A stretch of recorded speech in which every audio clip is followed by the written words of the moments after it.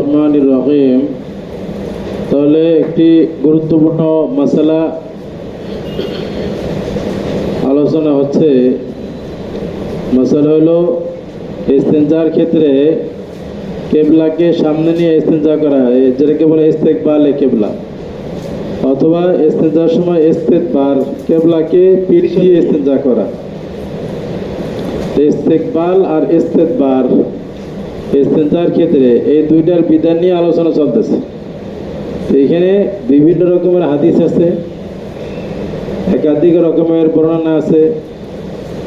এই জন্য ওলামায়ে কেরাম, আইম্মায়ে কেরামদের মধ্যে বিভিন্নমুখী দলিল থাকার কারণে বিভিন্ন ইখতিলাফও আছে। কথা ঠিক কিনা? এই জন্য এখানে আমরা কয়টা মাযহাব আলোচনা করবো বলছিলাম? 7টি মাযহাব। কয়টা মাযহাব গেছে? 3টা। 1 নম্বর কি মাযহাব গেছে? এর সামনে থাকতে হবে। ইমাম আযম আবু হানিফা, সুফিয়ান সাউরি। বলো। কোনো মতে ইস্তেকবাল এবং ইস্তেকবার উভয়টাই না যায়, চাই সেটা ময়দানে হোক। ইস্তেকবাল এবং ইস্তেকবার দুইটাই কি না জায়েজ? রাম মতলকান, ময়দানে হোক আর কি হোক, বাসা বাড়িতে হোক, এটা দলিল গেছে। এই প্রথম অধ্যায়ের এই 3 হাদিস নাকি 3 নাম্বার, তারপরে 1 নাম্বার, তারপরে 2 নাম্বার, আমরা এই সিরিয়ালে বলছিলাম।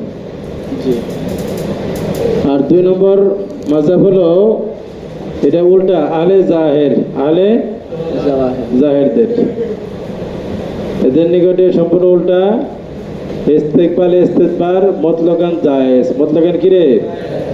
জায়েজ। এদের দলিল কি?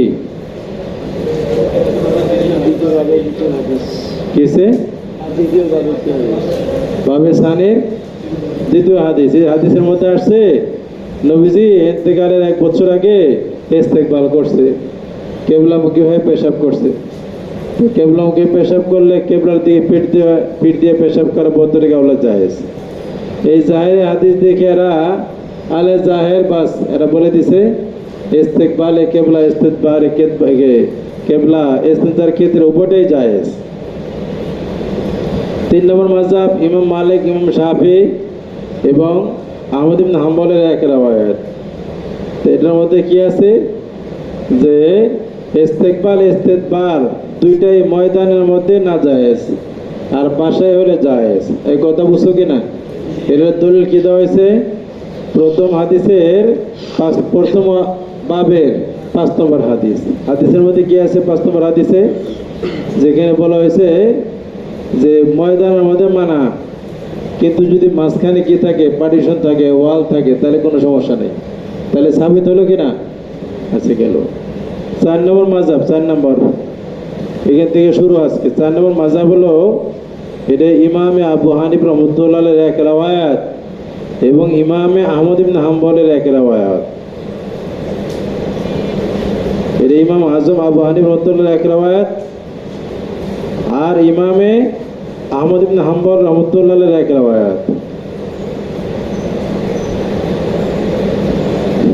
সেই রওয়ায়াত অনুযায়ী কি ওনাদের মাযহাব কি?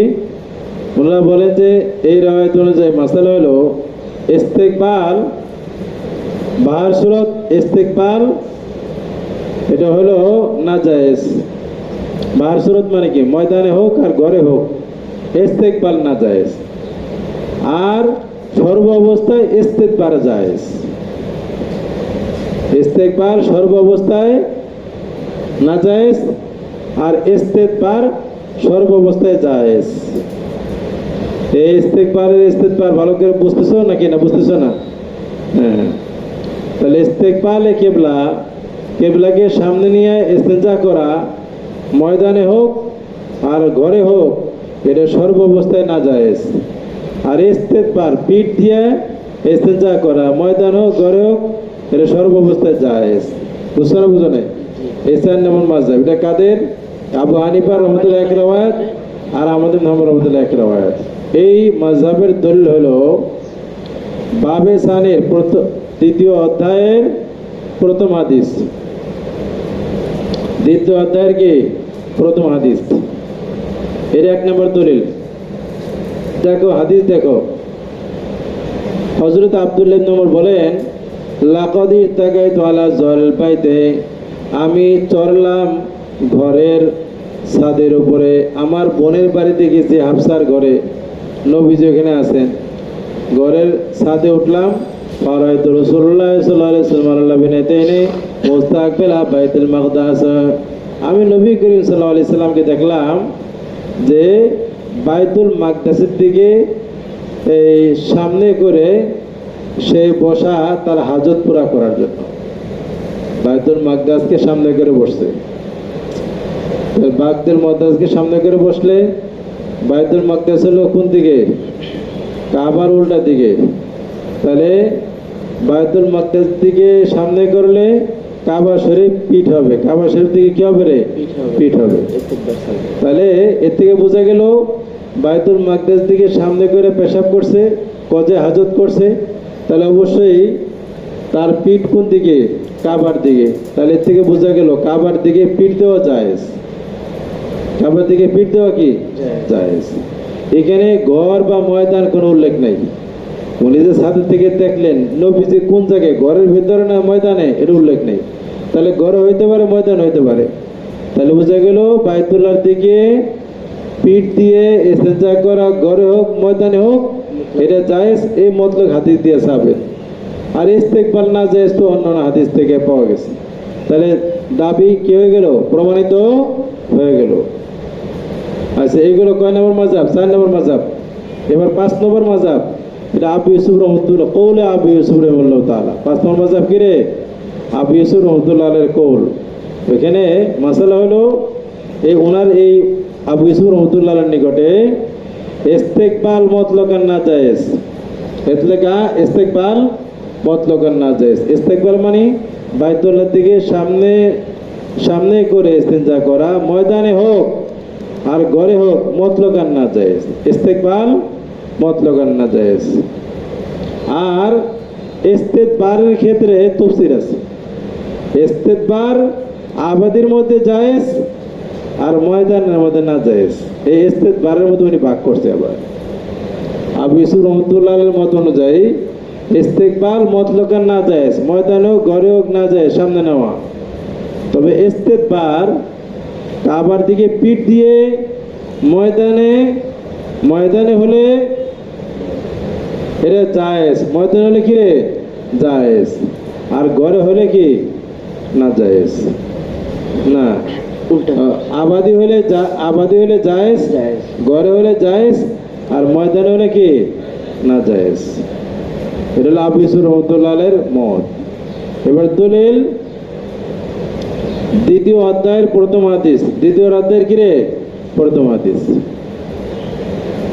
এই আবু ইউসুফ রহমতুল্লাহ দলিল কি? দ্বিতীয় অধ্যায়ের প্রথম হাদিস। দেখ এখানে দেখো যে নবীজি, এখানে উনি নবীজি যে বাইতুল্লাহর দিকে পিঠ দিয়ে ইস্তেঞ্জা করছেন, বাইতুল্লাহর দিকে পিঠ দিয়ে কি করছেন? এখানে আবু ইউসুফ রহমতুল্লাহ আলাইহি উনি ইস্তেহাদ করছেন। কি করছেন? আবু ইউসুফ রহমতুল্লাহ আলাইহি উনি ব্যাখ্যা করেন যে ইস্তেহাদ করছেন, যেখানে হাদিস আসলে এই হাদিসে বলা হয়েছে ইস্তেদবার যেটা করছে এটা ঘরের মধ্যে ছিল। এটা কি ছিল? ঘরের মধ্যে ছিল। কাজে ঘরের মধ্যে জায়েজ আর ময়দানে না জায়েজ। তাহলে 4 সুরতের 3 সুরতে না জায়েজ ওনার নিকটে। ইস্তেকবালের 2 সুরত, ইস্তেকবালের সামনে নিয়ে 2 সুরত কি? ময়দানে ঘরে। আর পিঠ দেওয়ার মধ্যে ওই ময়দানে না জায়েজ, শুধু ঘরের মধ্যে পিঠ দিয়ে জায়েজ। এটা উনি কিয়াস করছেন, ইস্তেহাদ করে হাদিসকে খাস করছেন। বুঝতে পারছেন না? পারো নাই। আর আগের 4 নম্বর মাযহাবের রওয়ায়াতের মধ্যে এটা ওনারা আম মুরাদ নিয়ে দলিল দিছে। কথা ক্লিয়ার কিনা? আচ্ছা গেল। তাহলে 5 নম্বর মাযহাব। 6 নম্বর মাযহাব, এটা কওলে ইবনে সিরিন রহমতুল্লাহ আলাইহি। 6 নম্বর মাযহাব কওলে ইবনে সিরিন রহমতুল্লাহ আলাইহি। ইবনে সিরিন রহমতুল্লাহ আলাইহি বলেন যে ইবনে সিরিন উনি অনেক আগের লোক, উস্তাদে আবু হানিফা। আবু হানিফ রহমতুল্লাহ আলাইহির উস্তাদ, ইমামুল মুহাব্বিরিন, আধ্যাত্মিক লোক, ইমামুল মুহাব্বিরিন, আবু হানিফ রহমতুল্লাহ আলাইহির উস্তাদ। তিনি বলেন ইস্তেকবাল ইস্তেদবার মতলকান হারাম। ইস্তেদবার মতলকান কি? হারাম।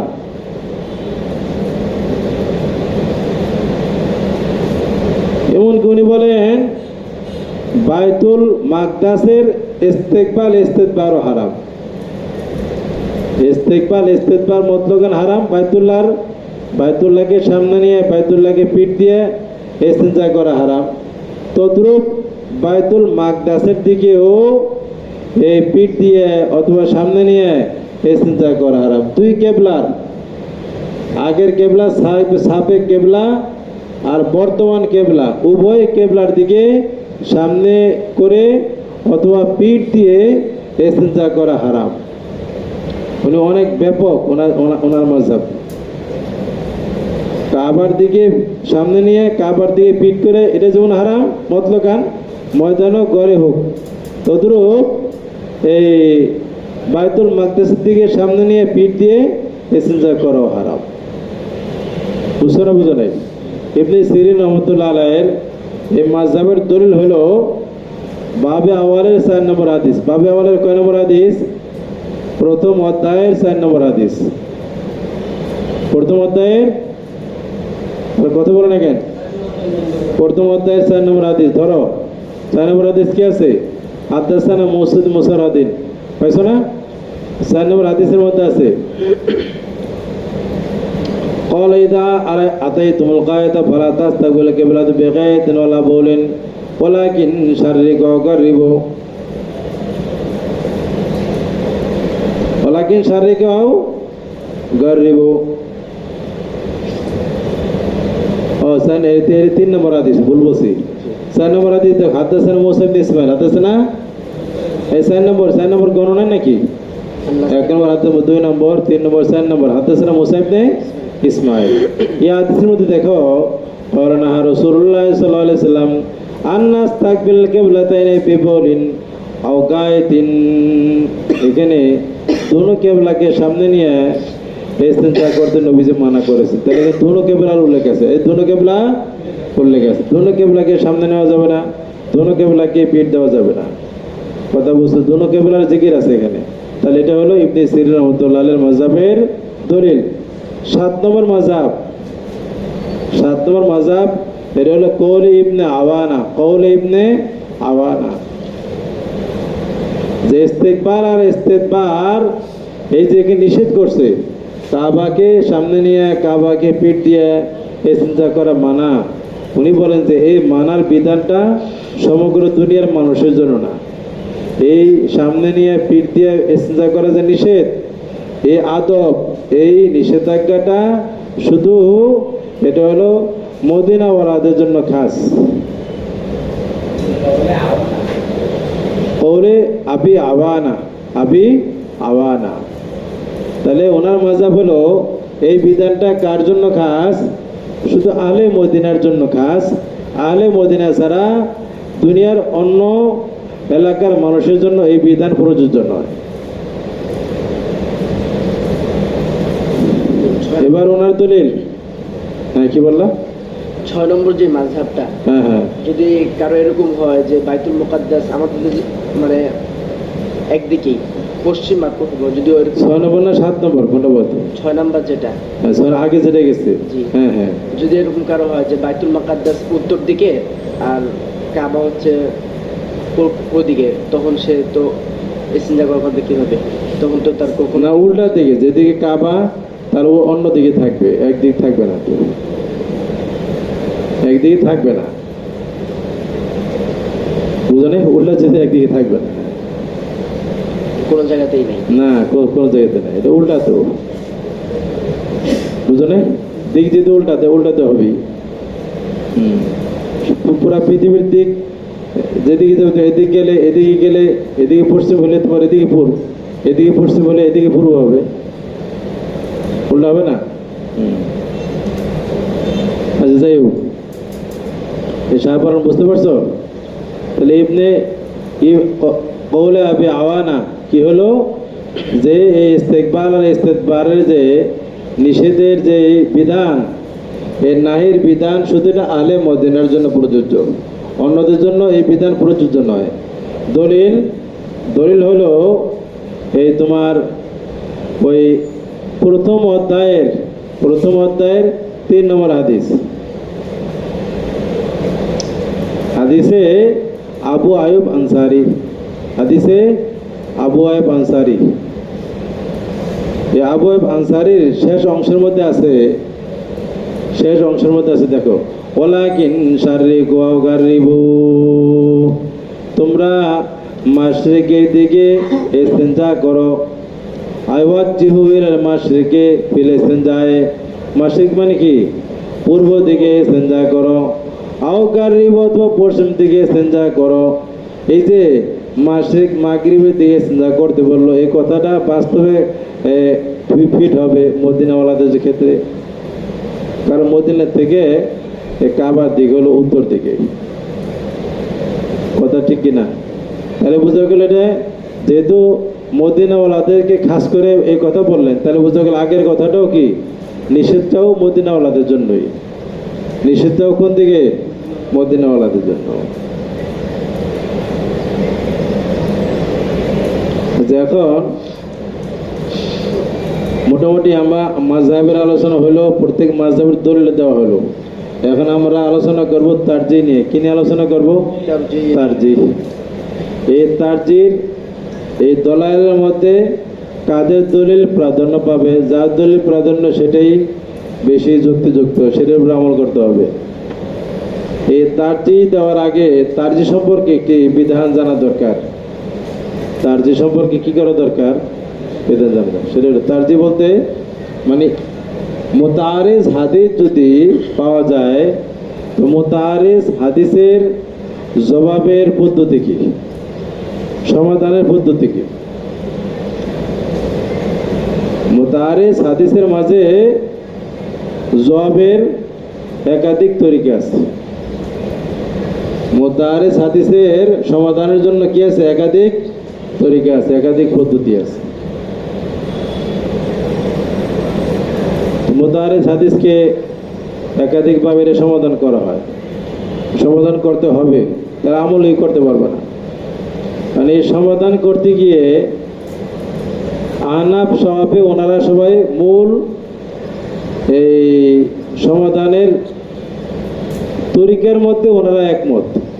আহনাফ শাফি কিরে এখানে কয়েকটা তরিকা আছে, নস্খ, তাতবিক, তারজিহ, তাবিল, চারটা তরিকা আছে। এই যে কোন এক তরিকায় তারুজকে তোমার দূর করতে হবে, কোন এক তরিকায় কি করতে হবে? তবে তারুজ করতে হবে। তারুজ নিয়ে তো আমল করতে পারবো না। এখন এই দফে তারুজের এই পদ্ধতি নিয়ে সকলের একমত, কিন্তু ওনাদের এটা তারতিবের মধ্যে ইখতিলাফ আছে। এই কথাটা বোঝাতে চাইলাম, যে কোনো হাদিস যদি কোনো অধ্যায়ে হাদিস সমূহ মুতাআরিজ হয়, পরস্পর বিরোধী হয়, তাহলে ওই হাদিসকে জবাব দিয়ে কি করতে হয়? সমাধান করতে হয়। এই সমাধান যে করতে হবে, সমাধান করার তরিকা আছে কয়টা? চারটে। কয়টা তরিকা?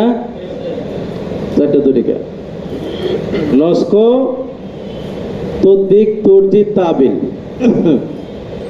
এই তরিকাগুলি দিয়ে সমাধান করতে হয়। এই ব্যাপারে আহনাফ শাফি একমত, কিন্তু তরতিবের মধ্যে বেশ কম। তরতিবের মধ্যে কি? আহনাফদের জবাবের তরতিব আগে বলতেছি, সিরিয়াল। এক নম্বরে আহনাফদের নিকট নস্খ আগে দেখতে হবে নাসেখ মনসুখ আছে কিনা। এই নাসেখ মনসুখ দিয়ে তোমার সমাধান করতে হবে, এক নম্বর। দুই নম্বর হলো তাতবিক, দুইটাকে তাতবিক সামঞ্জস্যপূর্ণ করা যায় কিনা অর্থ, দুই নম্বর সিরিয়াল। তিন নম্বর ছিল তারজিহ। তারজিহ প্রাধান্য দিতে হবে। তাতবিক দিলে উভয়টাই আমল করা গেল।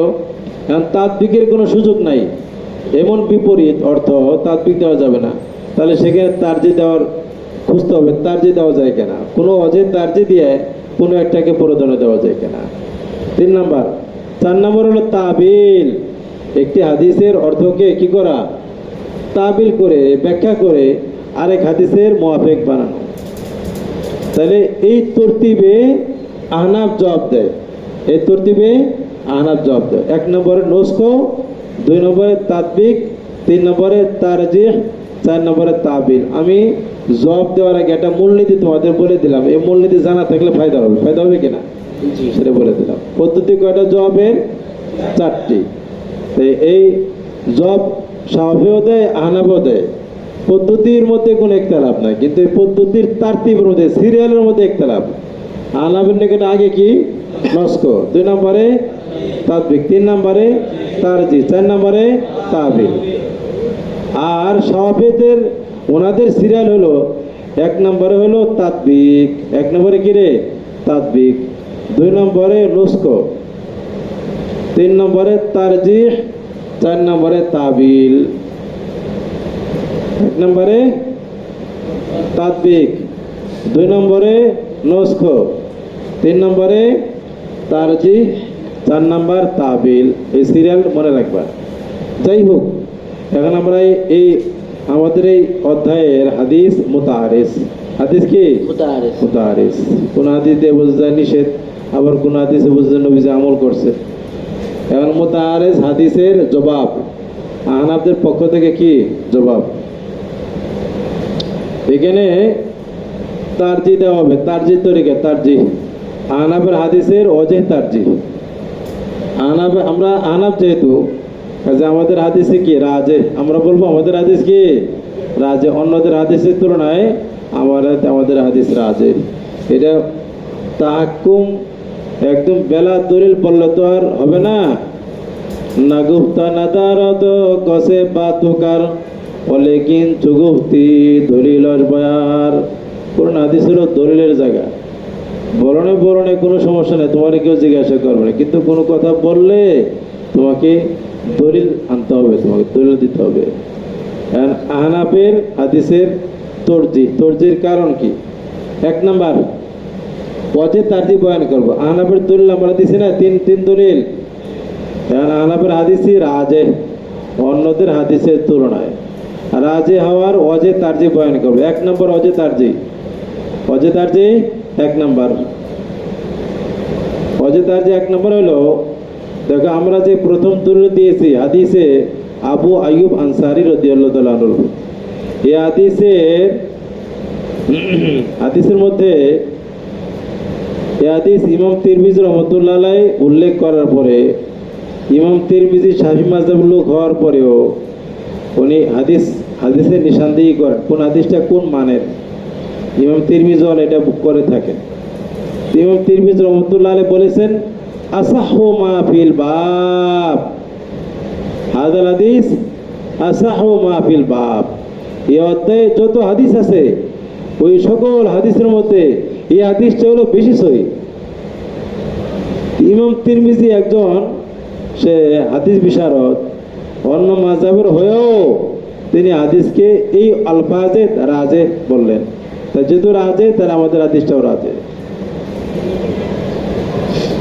আমাদের দলিল 3 নম্বর হাদিস যেটা দিয়েছি, 3 নম্বর হাদিসে আবু আইয়ুব আনসারী সম্পর্কে। এটা তো আমরা 1 নম্বর দলিলে আনছি, হাদিস প্রথম অধ্যায়ের 3 নম্বর হাদিস। আর আমাদের দলিল কি রে 1 নম্বর দলিল।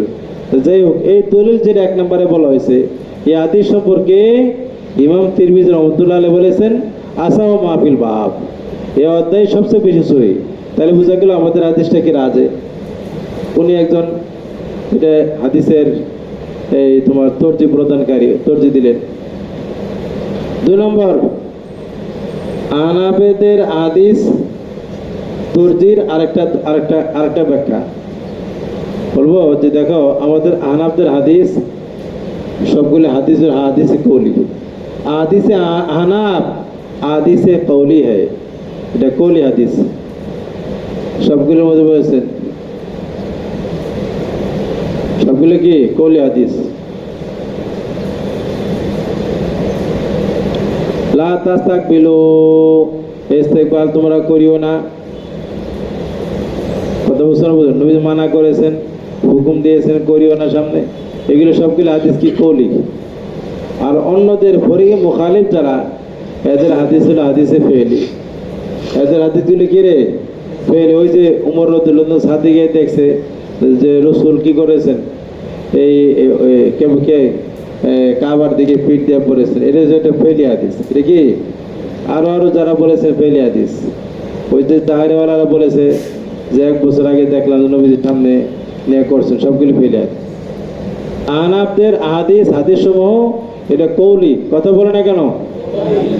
আর ওনার কৌলি মানে কি? কৌলি মানে কি? কথা বলে না কেন? কৌলি বুঝো? ওই যে জিজ্ঞেস করছে কৌলি বুঝো নাকি? আরে কথা বলো না কেন? বুঝো? কালকে না শিখিয়ে দিলাম। বুঝলে বলে হ্যাঁ, না বুঝলে বলে হুজুর বুঝি না বলে দেন। উস্তাদ বলবেন। আর বুঝছো নি? তোমার নাম কি? নাম কি তোমার? হ্যাঁ, কি বললো? রকিউল্লাহ। নাম সুবিধা নেই।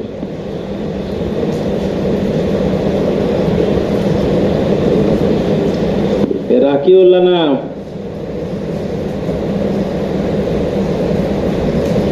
এ কৌলি বুঝে নাই, কৌলি না বুঝলে এ কি করবে? তার নিয়ে কি করবে? আলাদা তাওর হাদিস গুলো দরকার তার নিয়ে। কৌলি মানে কি? কথা কথা। এটা কোল বুঝো না? কোল ফেল বুঝোস না? সুবহানাল্লাহ বলো, মানে আশ্চর্য সুবহানাল্লাহ বলো। ভালো ভালো বুজুর্গ পাইছি আমরা, সিধা সাথে বুজুর্গ কিছু বুঝে না। এই কৌলি মানে কি? এদিকে তোমরা বুঝো কৌলি মানে কি? কথা হো হা করিও না, বুঝলে বুঝাইও যে তাহলে বাংলায় টোক করে দেবো না। কৌলি মানে এটা না বুঝার কিছু নাই তো। কৌল ফে হাদিসের সংজ্ঞা বললাম না? কৌলের রসুল, ফেল রসুল, তাকের রসুল, এগুলো কি করছে? ঘুমাইছে ওই সময়, কালকে থেকে মনে আনা রয়েছে।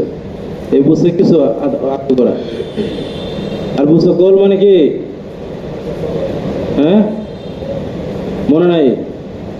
এখনো বললাম 3 বার, তাও মনে নাই। তুই কোন দেশে আছো? তোর বলে দে। ওই জনের নাম রাকিউল্লাহ, ঝামেলার ভরপুর। বলছো কৌল অর্থ কি? বলে দে রে। কোল মানে কথা, কোল কোল মানে কি? আর ফেল মানে কি? ফেল মানে কাজ। ফালা ফালা পরস্নে ফালা ওরে সুবহান। তাহলে আমাদের হাদিস কি রে? কৌলি হাদিস। আর ওনাদের হাদিস কি? ফেলি হাদিস। তাই কৌল আর ফেলের মধ্যে কৌলি হাদিসের তারজিহ হয়। এটা উসুলিনদের আরেকটা উসুল।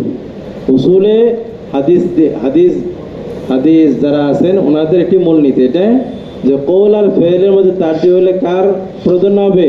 কৌলের তারজিহ হবে। কারণ কৌলের মধ্যে কোনো এখানে ভিন্ন কোনো সম্ভাবনা থাকে না, ফেলের মধ্যে সম্ভাবনা থাকে। ফেলের মধ্যে কি থাকে রে? কোনো সম্ভাবনা থাকে, কোনো খাস কারণে এটা মানুষ করছে। 3 নম্বর,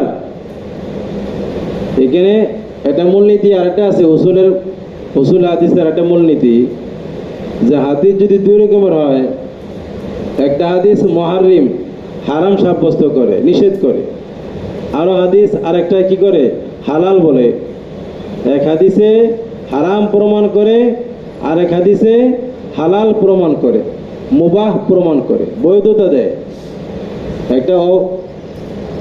এক হাদিস দ্বারাই অবৈধ প্রমাণিত হয়, আরেক হাদিসে কি প্রমাণিত হয়? বৈধতা প্রমাণিত হয়। এমন যদি হয় তাহলে সেই ক্ষেত্রে আত-তারজিহুল মুহাররিম আলাল মুবিহ, বৈধতা প্রদানকারী হাদিসের উপরে হারাম প্রমাণকারী যে হাদিস, এটারই তারজিহ হয়ে থাকে। তরজিকার লিল মুহাররিম, হারাম প্রমাণকারী হাদিস, এটারই তারজিহ হয়ে থাকে। তাহলে আমাদের হাদিসগুলো কি? হারাম, নিষেধ, ইস্তেকবাল, ইস্তেদবার উভয়টাই করা যাবে না। কাজে এই নিষেধের হাদিসটাই তারজিহ হবে এই উসুলের আলোকে। কথা বুঝে আসছে না? আসে নাই? আচ্ছা। 4 নম্বর, আহনাফের হাদিস এটা আউফাক বিল কোরআন, এটা কোরআনের সাথে বেশি মিল। আহনাফের হাদিস সমূহ আউফাক বিল কোরআন, কোরআনের সাথে বেশি মিল। কোরআনের মধ্যে আছে ওমা ইউআযিম শাইরাল্লাহি ফাইন্না মিন তাকওয়াল কুলুব। এ আসেনি আমি সব, যে আল্লাহ পাকের নিদর্শনসমূহকে সম্মান করবে। ফাইন্না মিন তাকওয়াল কুলুব, আল্লাহ পাকের নিদর্শনসমূহকে সম্মান করা, এটা হলো তাকওয়া, মনের তাকওয়ার বিষয়, মনের কি? তাকওয়া সংশ্লিষ্ট কাজ। তাহলে এখন আসো, এই যে বাইতুল্লাহর দিকে ইস্তিনজা সামনে করে পিছনে করে ইস্তিনজা না করার যে বিধানটা বলা হলো, এই বেঁচে থাকা, এটা একটা তাকওয়া। এটা কি? এটা সম্মান না, সম্মান করা হয় না? তাহলে এটা তাকওয়ার কাজ। তাহলে কোরআনের আয়াতের সাথে আমাদের যে হাদিসের আমরা যে ব্যাখ্যা মুরাদ নিয়েছি, এই হাদিসটা কোরআনের ইয়ের সাথে, নির্দেশের সাথে, কোরআনের বয়ানের সাথে কি আছে? মিল আছে। যে এর মধ্যে শায়ের ইসলামের সম্মান প্রদর্শন করা হয় যদি এই নিষেধ হাদিস মানা হয়। নিষেধ হাদিস মানলে শায়ের ইসলামের সম্মান প্রদর্শন করা হয়। এই কথা বুঝে আসছেন? আসেন, এই জন্যই আমাদের হাদিস কোরআনের সাথেও মিল আছে। 5 নম্বর, আহাদিসে আহনাফ। আহনাফের হাদিস আমরা যে দলিল বয়ান করেছি, আহনাফের হাদিস এটা আরো অন্য অনেক হাদিস দিয়ে এটা সমর্থিত। আহনাফের দলিল আরো অন্যান্য হাদিস দিয়ে কি সমর্থিত। একটা দলিল দিছে, আরো এরকম অনেকগুলো দলিল আছে। ওনাদের এই ঠনকে একটা দলিলে আছে, কারো একটা দলিল। আহনাফের হাদিসগুলো এটা আরো হাদিস দিয়ে কি সমর্থিত।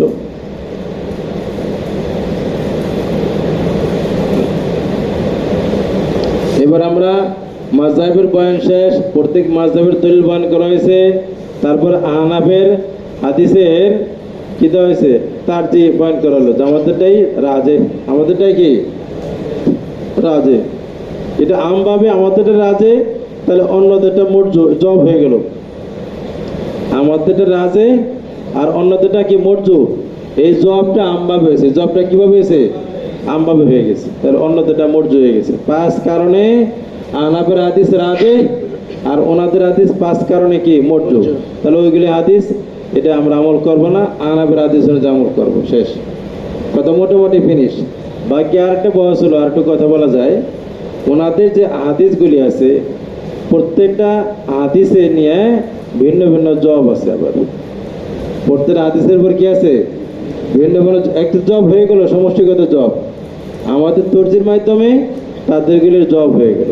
বুঝছো না? বুঝো নেই? বাকি আমরা আবার ওনাদের প্রত্যেকটা খাস খাস দলিলের আমরা খাস খাস জব দেব। আরেক মাযহাবের হাদিসের আলোক আলোক জব। 1 নম্বরে দেখো, এখানে যে ইবনে ওমরের হাদিস দিয়ে জবাব দিচ্ছেন, ইবনে ওমর হাদিস জবাব দিছে না, যে ওমর রাদিয়াল্লাহু তাআলা ওই যে ইয়ে করছেন, এই যে এখানে 4 নম্বর মাযহাব বলা, 5 নম্বর মাযহাব বলা জবাব দিচ্ছেন। দ্বিতীয় অধ্যায়ের প্রথম হাদিস, দ্বিতীয় অধ্যায়ের প্রথম হাদিস। এর 4 নম্বর হলো জবাব দিছে, আমরাত দিছে যে বাইতুল্লাহর দিকে পিঠ দেওয়া কি আছে? জায়েজ আছে। বাইতুল্লাহর দিকে ঘরে ময়দানে জায়েজ আছে 4 নম্বর। 5 নম্বর ওরা বললো যে শুধু এই ঘরের মধ্যে জায়েজ আছে, বললো না? জি। এই হাদিসের জবাব লো, এই ইবনে ওমরের হাদিস জাহেরে বায়েত। আমরা বলবো এই হাদিসের অনেকগুলি ইহতিমালাত আছে। হাদিসগুলির কি আছে? এখানে অনেক ব্যাখ্যার সম্ভাবনা আছে। এখানে একটা ব্যাখ্যা না, উনি একটা ব্যাখ্যা নিয়ে এখানে দলিল দিছে, কিন্তু এখানে আরো কি আছে? ইহতিমাল আছে। আরো কি আছে? ব্যাখ্যার ইহতিমাল আছে। এখানে আমরা কয়েকটা ব্যাখ্যা দেব। 1 নম্বর ব্যাখ্যা হলো, ব্যাখ্যা এমনও হইতে পারে, আমরা এমন ব্যাখ্যা দেব যে ব্যাখ্যা দিয়ে এই হাদিসও আমাদের মাযহাবের মুআফিক হয়ে যাবে। 1 নম্বর ব্যাখ্যা হলো যে রাসূল কারীম সাল্লাল্লাহু আলাইহি সাল্লাম ওই যে মুস্তাকবিল বাইতুল মাকদাস, বাইতুল মাকদাসকে সামনে নিয়ে আর কাবাকে পিঠ দিয়ে ইস্তিনজা করছে। তা আমরা এটা বলবো, কাবা পিঠ দিছে, বাইতুল মাকদাস সামনে নিলে তো কাবা পিঠ হয়। বাইতুল মাকদাসকে সামনে নিলে কি হয়? কাবার দিকে কি হয়? পিঠ হয়। এটা আমরা একটা ব্যাখ্যা করব যে আসলে চেহারা ছিল বাইতুল মাকদাসের দিকে, চেহারা ছিল কি রে? বাইতুল মাকদাসের দিকে, কেবলার দিকে, আর পিঠ গেছে ওইদিকে। আমরা বলবো যে চেহারা যদিও বাইতুল মাকদাসের দিকে গেছে, কিন্তু ওই ওজবু ইস্তেনজার যে অঙ্গটা সেটা অন্যদিকে ছিল। সেটা কি ছিল? অন্যদিকে ছিল, সেটা উত্তর দিকে করে দিছে। বসে এটা কি করা যায়? নল ঘুরাই দেওয়া যায় কিনা? যায়। অঙ্গ ভিন্ন দিকে ঘুরাই দেওয়া যায়। তাহলে এখানে ইস্তেকবাল আর ইস্তেদবার যে নিষেধ, এই নিষেধ হলো ওই ইস্তেনজার অঙ্গ কোন দিকে সেটা হলো নিষেধ, অঙ্গকে ওদিকে করা নিষেধ। নবীজি ওদিকে মুভ করছেন ওদিকে, কিন্তু অঙ্গ আর দিকে ঘুরাই দিচ্ছেন। সম্ভাবনা হইতে পারে কি পারে না? পারে। ইদা জাল ইহতিমাল বাতাল আল ইস্তিদলাল, যখন কোনো ভিন্ন সম্ভাবনা চলে আসে তাহলে আর দলিল দেওয়ার সুযোগ থাকে না। অথবা 2 নম্বর জবাব, আমরা বলবো ওমর রাদিয়াল্লাহু তাআলা আনহু ছাদের উপর দিয়ে উঠছে, নবীজি ইস্তিনজা করতেছে। এই ইস্তিনজার দৃশ্য দেখে কোনো ভদ্র আদর্শবান ছাত্র কোনোদিন এরকম উস্তাদের দিকে কি গভীরভাবে তাকিয়ে থাকবে? গভীরভাবে তাকিয়ে থাকবে? ওমর রাদিয়াল্লাহু তাআলা আনহু এরকম বেদব না তো? আব্দুল্লাহ ইবনে ওমর সে রাসূলের দিকে ভালো করে তাকিয়ে দেখছে। ইস্তিনজার দৃশ্যটা মানুষকে ভালো করে দেখে না।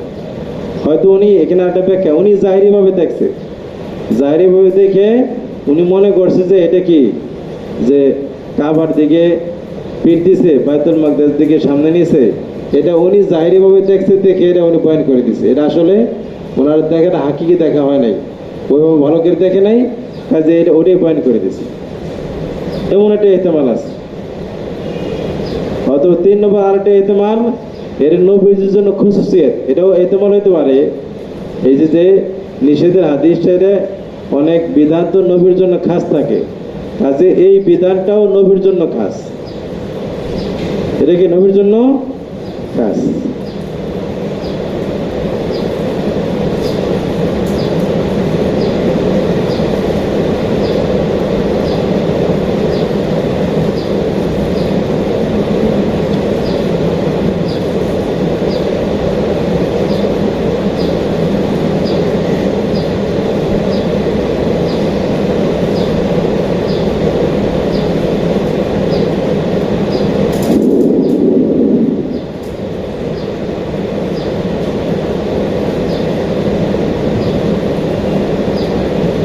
আরো টুকিটাকি কিছু কথা আছে, ইনশাল্লাহ বলবো না, সময় শেষ হয়ে গেছে। তো মোটামুটি এটা আমরা একটা হাদিসের জবাব দিলাম। আবার আহলে জাহেররা ওনারা দলিল দিছে কোনটা দিয়ে? আহলে জাহের দ্বিতীয়ভাবে আহলে জাহেররা দলিল দিছেন, বলে যে এটা ওকে আম, এটা ওকে খাস। এটার জবাব লয় শেষে, 2য় অধ্যায়ের শেষের হাদিস।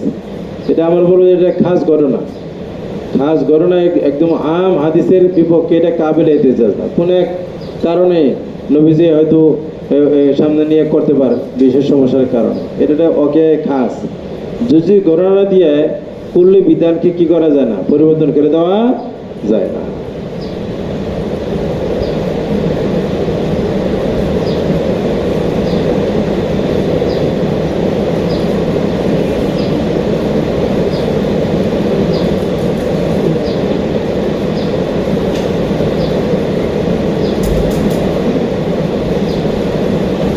আরেকটা হাদিস যেটা আছে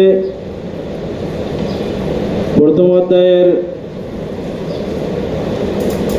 5 নম্বর হাদিস, প্রথম অধ্যায়ের কি রে 5 নম্বর হাদিস, এটা তো অনেকে দলিল দিচ্ছেন যে ফেজার মধ্যে এটা ময়দানে না জায়েজ, ঘর হলে না জায়েজ, ঘর হলে কি জায়েজ। ওই যে উটকে সামনে নিয়ে পেশাব করলো, এর কোনো সমস্যা নেই। হাদিস আছে না এখানে, দেখছো না? দেখো প্রথম অধ্যায়ের 5 নম্বর হাদিস, প্রথম অধ্যায়ের 5 নম্বর হাদিসের জবাব হলো যে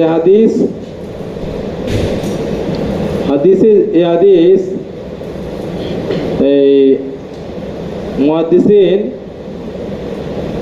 এই হাদিসকে জয়ীফ বলেছেন। মুহাদ্দিসিন হাদিসকে কি করেছেন? জয়ীফ বলেছেন। কারণ এই সনদের মধ্যে হাসান ইবনে জাকওয়ান একজন আছে। কে? হাসান ইবনে জাকওয়ান। হাসান ইবনে জাকওয়ান যে রাবি, এই সম্পর্কে ইয়াহইয়া ইবনে মুঈন, ইমাম নাসাই ওগায়রা ওনারা বলেছেন যে এই রাবি জয়ীফ। কাজে ওই হাদিস, এটা নাম কি রাবির? হাসান ইবনে জাকওয়ান। দেখো না সনদের মধ্যে আছে হাসান ইবনে জাকওয়ান। যেহেতু তিনি, তার মধ্যে কালাম আছে, সুতরাং এই হাদিস দিয়ে এটা দলিল দেওয়া যাবে না, বিধান প্রমাণিত হবে না।